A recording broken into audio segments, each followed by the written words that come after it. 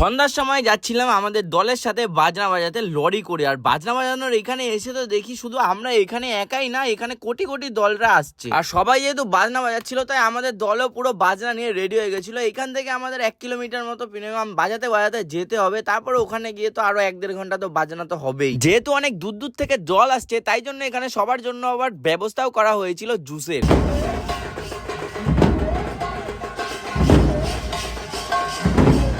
আর আজকে যেহেতু আমাদের দলটা অনেক বড় ছিল তাই আমাকে ভিডিও করে দেওয়ার মতো কেউ ছিল না, তাই নিজের ভিডিও নিজেই করছিলাম। আর কি করবার, এদিকে আমার দলের দেখো স্টাইল দেখো, ডাঙ্কা তুলে বাজাতে বাজাতে যাচ্ছে। চলে এসেছি মেন জায়গায়। এখানে কিন্তু আমাদের একটা দল না, এখানে কিন্তু রাজ্যের দল আছে। মানে এখানে নানা রকম দূর দূর থেকে কিন্তু দল এসছে আর সবাই মিলে কিন্তু এইখানটাতেই বাজাচ্ছে। আর আমাদের দলটা কিন্তু মজাদার দল, কারণ সবাই নিজেদেরই লোক। দায়ম্বু বলো, পাড়ার ভাইরা বলো, সবাই মিলে একসাথে বাজাতে আসি, মজা করি, এটাই তো আনন্দ আমাদের।